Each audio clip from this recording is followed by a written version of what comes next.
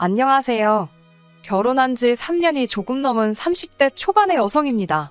나이만 많지 속은 밴댕이 소갈딱지인 남편하고 갈라섰습니다. 이 갑갑한 마음을 누구한테라도 털어놓고 싶은데 그러자니 제 얼굴에 침 뱉는 것 같아서 이렇게 익명의 힘을 빌려 사연을 적게 되었네요. 남편과 저는 8살 차이로 둘 다 평범한 직장인입니다. 저에게는 첫 직장이었던 이전 근무지에서 남편을 처음 만났어요. 지금은 제가 이직을 해서 서로 다른 회사에 다니고 있고요. 회사 규모가 작다 보니 같은 팀이 아니어도 남편과 마주칠 일이 많았습니다.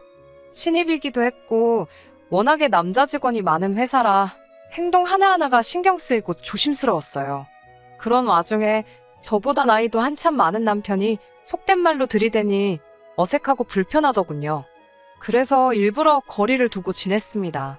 하지만 제가 그러던지 말던지 남편은 저에게 첫눈에 반했다며 1년 가까이 정말 끈질기게 들이대더라고요. 그리고 또 왜 그런 말 있잖아요. 여자는 자기가 좋아하는 남자보다 자기를 좋아해주는 남자를 만나야 행복하다고요. 꼭 그 말 때문은 아니지만 얼마나 내가 좋으면 저럴까. 그런 생각도 들고 정신 차려보니 연인 사이가 되어 있더라고요. 이렇게 말해봤자 제가 제 입으로 저는 바보입니다 하는 거나 다름없지만 주변 사람들의 분위기도 한몫했어요. 주변에서들 자꾸 부추기고 소위 밀어준다고 하나요? 그렇다 보니 자연스레 저에게 다가오는 사람도 없고 어쩌다 회사 밖에서 소개팅한 이야기라도 들려오면 절 다시 봤다며 눈치 주는 사람들도 있었고 그럴 때면 내가 이상한 사람인가 싶을 정도였네요. 근데 웃긴 건 뭔 줄 아세요? 아이러니하게도 그럴 때마다 저를 대변해주고 감싸주던 게 제 남편입니다. 저를 죽어라 쫓아다니던 사람이 저를 지켜주더라고요. 지금 생각해보면 자기들끼리 짜고 그랬나 싶기도 합니다. 제가 누구 때문에 그 수모를 겪었는데 정작 자기가 백마탄 왕자 마냥 행세를 한 거잖아요. 아무튼 그렇게 사귀게 되고 반년이 지나갈 무렵 아는 선배의 소개로 원래 다니던 회사와는 비교하기도 민망한 훨씬 괜찮은 환경의 회사로 이직할 기회가 생겼습니다. 선배 추천으로 서류 지원은 건너뛰고 온라인으로 면접이 이루어졌지요. 여담이지만 면접을 오전 11시에 봤었는데 오후 4시에 전화가 걸려왔습니다. 연봉은 대략 얼마나 예상하고 있냐고 묻더라고요. 저는 미친 척 8천을 불러봤습니다. 그러자 상대 쪽에서 맞춰주겠다며 계약하자고 하더군요. 참고로 제가 받던 연봉이 5천 조금 넘었었는데 회사 대 회사로 비교하면 파격적인 대우였지요. 그 소식을 듣게 된 남편은 저더러 너무 돈만 쫓아도 좋을 게 없다면서 한 직장에서 10년 정도는 근무를 해야 뭐가 됐든 제대로 배울 수 있지 않겠냐며 저를 붙잡아 두려고 했습니다. 하지만 제 생각은 달랐어요. 공부를 열심히 한 학생은 장학금으로 그 노력을 보상받는 거고 일을 열심히 하는 직장인은 높은 연봉으로 인정받는 거 아닌가요? 아무튼 남편의 잔소리에도 불구하고 결국 제 뜻대로 이직을 했네요. 솔직히 사내 커플이라는 것만으로도 매사 불편하기도 했고 앞으로 승진 가능성에서 여러모로 불리할 것 같았고 아무튼 이직은 여러모로 저에겐 후회 없는 선택이었습니다. 이후로 남편은 걸핏하면 결혼하자는 소리를 해대기 시작했어요. 사실 연애 시작할 때부터 분명히 남편에게 저는 32이나 33쯤 되면 결혼하고 싶다고 몇 번을 이야기했거든요. 그렇기에 남편이 제 뜻을 확실히 이해하고 있을 거라 생각했는데 남편이 한다는 소리가 어차피 결혼할 사이인데 못하러 시간을 끄냐입니다. 순리대로 하자대요. 본인이 나이가 있으니까 이세다 뭐다 생각하면 빨리 안정적인 가정을 꾸리고 싶을 수도 있겠다 싶었어요. 그렇게 양가 어른들께 인사를 드리고 결혼을 약속하게 되었습니다. 결혼 이야기가 오가니 자연스레 서로 가진 게 얼마이고 얼마나 지원받을 수 있을지 등 현실적인 이야기가 오가기 시작했어요. 제가 남편과 같은 회사를 잠깐 다니긴 했지만 남편의 연봉이라던가 그런 자세한 정보는 솔직히 모르고 있었습니다. 다만 데이트를 할 때면 제가 내겠다고 해도 굳이 자기가 내겠다며 우겨대는 걸 보고 여유가 좀 있나? 그런 생각을 했던 건 사실이에요. 그렇다고 해서 저희가 분위기 좋은 곳만 골라다니며 비싼 데이트를 했던 건 아니지만요. 남편의 연봉은 약간 빠지는 7천이었고 모아둔 돈은 9천 정도 있다고 했습니다. 시댁에서도 1억을 보태주신다 했고요. 반면 저는 남편보다 8살이나 어렸고 그만큼 직장생활 시작도 느렸기에 제가 모아둔 돈은 5천 남짓이었습니다. 그리고 친정에서 8천을 보태주시겠다 하더라고요. 남편이 이에 대해 불만이 있었다는 건 결혼 준비를 하는 동안에는 조금도 눈치채지 못했었습니다. 늘 괜찮다는 소리를 입에 달고 다니던 사람이거든요. 대신 한 가지만 부탁한다면서 자기 부모님께 살갑게 대해달랍니다. 딸이 없으신 분들이니까 저만 잘하면 간이고 쓸개고 빼어주실 거라면서요. 덧붙이기를 1억이나 해주는 시댁이 흔하지 않다면서요. 아무래도 자기는 1억 9천을 해오고 저는 1억 3천을 해가는 상황이었으니까 생색을 내고 싶었던 모양이에요. 생색이라고 표현하긴 했지만 정말 감사하게 생각했습니다. 양가 부모님 모두 자식들 결혼시키는데 돈을 보태주시는 게 의무는 아니잖아요.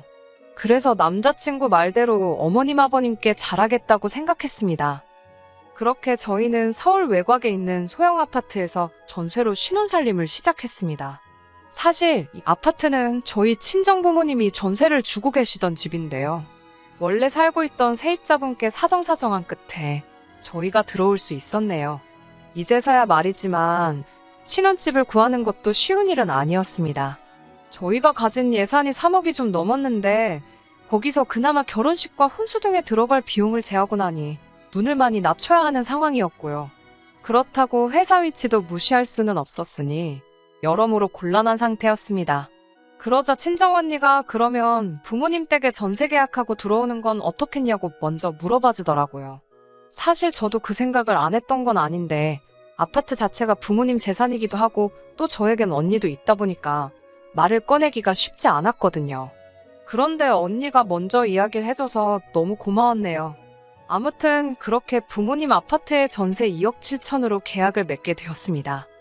이후로 저는 남편과 약속한 대로 시댁에 가면 싹싹한 며느리로서 최선을 다했습니다. 딱히 어머님이나 아버님이 저에게 일부러 심부름을 시키시거나 곤란하게 만드시는 분들은 아니셨기에 잘해드리고 마음 써드리는 게 불공평하다 느껴지지는 않았습니다. 하지만 아무래도 아들만 둘을 키우신 분들이라 그런지 두 분 다 말투가 괄괄한 면은 있으셨어요. 그래도 이런 건 제게 큰 문제가 되지 않았습니다. 정작 이런 제 마음을 불편하게 만드는 건 남편이었어요. 저에게는 딸 같은 며느리가 되어달라던 사람이 정작 저희 친정에만 가면 무건수행을 하더라고요. 처음에 몇 번 갔을 때는 어색해서 그러나 보다 싶었습니다. 연애할 때도 말이 그렇게 많은 사람은 아니었고요. 그런데 결혼한 지 1년이 지나도 2년이 지나도 저희 친정에만 가면 말을 안 하는 건 여전하더라고요. 처음에는 저희 부모님이 저희 싸웠냐고 무슨 일이 있는 건 아니냐고 걱정을 하실 정도였지요. 그래도 지금은 누가 말을 걸면 말을 하긴 하는데 지금은 뭐 친정 부모님도 그러려니 하시고요. 반면에 저희 형부는 다릅니다. 제가 봐도 형부는 저희 집 아들인가 싶을 정도로 저희 부모님한테 잘해주세요. 저희 부모님이 어디 병원이라도 가셔야 하거나 힘드신 일이 있으면 누가 부탁하기도 전에 자기가 먼저 나서서 챙겨드리고 모시고 가고 그래요. 언니랑 저 둘 다 형부가 우리보다 낫다며 웃을 만큼이요. 그런 형부가 더 좋은 사람이고 남편이 나쁘다는 건 아닙니다. 사람마다 성격도 다 다르고 표현하는 방법도 다 다른 거니까요. 하지만 저희 부모님 입장에서 생각해본다면 그래도 누가 더 예뻐 보이겠어요? 저라도 형부를 고를 것 같습니다. 아내 된 입장에서 내 남편이 형부한테 밀린다고 생각하면 솔직히 기분이 별로 좋지는 않아요.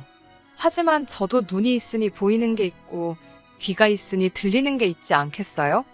그래도 저부터 시작해서 친정 식구 중 그 누구 한 사람도 남편한테 장인장모한테 그러지 마라. 그러면 안 된다. 삭삭하게 행동해라. 그런 잔소리한 사람 없습니다. 저는 원래 제가 약속했던 대로 시부모님께 잘해드렸고 그 점에 있어선 한 점의 부끄러움도 없네요. 그러다 남편과 크게 부딪히고 싸우게 된 건 2달 전 아버지 생신 때 있었던 일 때문입니다. 아버지 생신이었으니까 당연히 저희 부부도 가고 언니네 부부도 왔어요.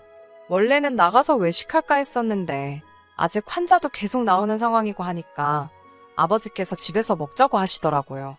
그래서 친정으로 모이게 되었지요.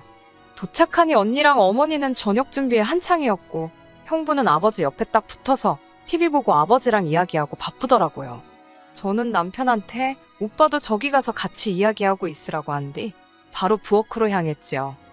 얼마 지나지 않아 식사 준비가 마무리돼갈 무렵 고개를 내밀어 거실을 바라보니 저희 남편은 TV만 보고 있고 형부는 베란다에서 아버지랑 같이 화분 정리를 하고 있었습니다. 아무리 재주가 없어도 가서 기웃거리고 도와주겠다는 신용이라도 좀 하지. 솔직히 그때는 정말로 TV나 보고 앉아있는 남편이 한심하더군요. 그래도 어쩌겠어요. 본인이 그럴 주변 머리가 없다는데 뭐라고 할 수도 없고 냅뒀습니다. 이윽고 식사가 끝나고 아버지와 형부는 술 한잔 하겠다며 방으로 들어갔어요. 제가 남편한테 오빠도 가서 마시라니까 자기는 과일이 더 좋답니다. 눈치 없는 남편에게 저도 기분이 상해버려서 과일 먹고 싶으면 알아서 갖다 깎아 먹으라고 싸붙이곤 언니와 어머니와 함께 부엌에서 뒷정리를 시작했네요. 얼마 지나지 않아 안방에서 아버지와 형부의 목소리가 흘러나오기 시작했습니다. 두 사람 다 술이 들어가니까 목소리가 커져가지고는 밖에 있는 사람들도 두 사람이 무슨 이야기를 하는지 다 알 수 있을 지경이었지요. 형부는 아버지께 연신 감사하다며 정말 아껴서 타겠다는 인사를 드리고 있었습니다. 사실 아버지께서 얼마 전 형부에게 국산 중형차 한 대를 뽑아주셨거든요. 표면적인 이유는 형부가 승진을 해서였지만 사실 저는 부모님께서 줄곧 언니네 부부에게 차를 한 대 사주고 싶어 하시는 걸 눈치채고 있었습니다. 그래서 그 사실을 알았을 때 드디어 사주셨구나 싶었지 별다른 생각은 없었습니다. 20살을 갓 넘었을 때 큰 병을 앓았던 언니는 그 이후로 체력이 많이 약해졌어요. 그렇다 보니 출퇴근하는 직업을 갖는 건 상상도 할 수 없었지요. 제가 알기로는 외주를 받아서 집에서 몸에 무리가 안 가는 정도로만 일을 하고 있습니다. 그리고 형부는 부모님이 안 계시고요. 이런저런 이유로 언니네 부부가 저희 부부보다 경제적으로 넉넉지 못한 상황이에요. 그래서 아버지께서 두 사람이 결혼할 때 많은 도움을 주셨던 걸로 알아요. 그러다 얼마 전부터는 언니가 병원을 다니게 되면서 차가 필요하게 되었는데 부모님께서 제 눈치를 보시더라고요. 마음 같아선 한 대 사주고 싶으셨는데 혹시나 둘째인 제가 불만을 가질까봐 걱정하셨던 거겠지요. 그러다 얼마 전 형부가 한 번에 두 직급을 승진하면서 아버지는 그걸 핑계로 선물이라며 차를 사주신 거고요. 솔직히 아버지 돈이잖아요. 아버지가 돈을 당신한테 다 쓰시든 기부를 하시든 아버지 자유지요. 부모님이 제 눈치를 보시는 건 뭐랄까 저에게 마음을 써주시는 거지 솔직히 제가 이래라 저래라 할 권리는 없다는 걸 잘 알고 있습니다. 하지만 남편은 저와 생각이 달랐던 모양이네요. 집으로 돌아오자마자 남편은 아까 그게 다 무슨 이야기냐며 저에게 따지듯이 묻더라고요. 저는 사실 그대로 말해주었습니다. 형부가 승진을 했다. 그것도 한 직급이 아니라 두 직급이나. 그래서 아버지가 기분 좋다고 사주신 것 같다고요. 그러자 남편은 누구는 승진 안 했냐면서 자기 승진했을 때는 아버님께서 고생했다 수고했다 말로만 그러시더니 형님은 차를 사주시냐고 왜 기분 나쁘게 차별을 하시냐입니다. 남편의 말에 어처구니가 없었던 제가 내가 차별한 것도 아닌데 왜 나한테 그러냐고 그러면 오빠가 아버지한테 전화해서 물어보라 했습니다. 왜 오빠는 안 사주냐고요. 그리고 아버지 돈인데 아버지께서 쓰고 싶으면 쓰고 말고 싶으면 마는 거지. 그걸 우리가 뭐라고 할 수는 없지 않냐고 서붙였어요. 그러자 남편이 한다는 말이 저더러 바보냐입니다. 아버님 돈이 나중에 다 제 돈이 될 건데 아깝지도 않냐고요. 그러다 언니 부부한테 다 퍼주시면 어쩌려고 그러냐면서 그리고 나이 먹을 만큼 먹으신 장인어른이 사위들 가지고 장난치시는 것도 아니고 너무 치졸하시다나요? 그러면서 저더러 제 밥그릇을 잘 챙기라대요. 어이가 없어서 제가 남편에게 말 조심하라고 장인어른한테 말을 그따위로 하냐고 했어요. 그리고 당신이 평소에 우리 아버지한테 싹싹하게 했어보라고 내가 시댁에서 하는 거 반만 했어도 우리 아버지가 당신한테도 진작에 차 한 대 뽑아주시고도 남았다 그랬습니다. 친정만 가면 뚱한 표정으로 입만 대빨 내밀고 있으면서 우리 아버지가 형부한테 차 사줬다니까 그건 세미나냐고 싸붙였지요. 그러자 형님은 자기 친부모가 없으니까 저희 친정에 잘하는 거랍니다. 그러면서 알랑방구나 끼는 형님보다 묵묵히 열심히 사는 자기가 훨씬 낫지 않냐는 억지를 쓰더군요. 덧붙여 한다는 소리는 더 가관이었습니다. 자기는 결혼할 때 2억이나 가지고 왔다고 으스대는 거예요. 어이가 없어서 솔직히 남편이 저보다 8살이나 많으니까 당연히 저보다 모아둔 돈도 많은 게 정상 아닌가요? 제가 너무 화가 나서 나보다 8살이나 많으니 당연한 거 아니냐고, 그리고 똑바로 말하라고 2억이 아니라 1억 9천이라고 따지고 들었어요. 무엇보다도 화가 났던 건 저는 뭐 몸만 시집 갔나요? 저도 1억 3천 해갔습니다. 그리고 이런 말 제 입으로 하는 건 정말 싫지만 연봉도 제가 많고 지금 사는 집도 친정부모님 소유고 진짜 눈에 뵈는 게 없다는 게 이런 기분인가 싶었습니다. 열받아서 남편에게 쉴 틈도 안 주고 다다다다 미친 듯이 사부쳤어요. 그날 밤 생각할수록 너무 정이 떨어지더군요. 나이값도 못하는 저런 인간하고 더는 못 살겠다 싶었지요. 진짜 갈라서 말어 그러고 있는데 아버지한테 전화가 걸려왔습니다. 세상에, 남편이 기어이 저희 아버지한테 문자를 보냈더랍니다. 자기가 형님보다 못한 게 뭐냐면서 형님은 돈이 없어서 몸으로 때우는 효도를 하는 거고 자기는 2억, 그놈의 2억 타령을 또 했더라고요. 아무튼 2억이나 들고 왔고 지금 연봉도 얼마고 어쩌고 저쩌고. 아버지께서는 저희 남편이 그 정도로 마음이 상한 줄 모르셨다며 저희한테도 차 한 대 사줄 테니까 남편 마음을 잘 달래주랍니다. 하지만 저는 그 이야기를 들은 순간 이혼에 대한 확신을 갖게 되었네요.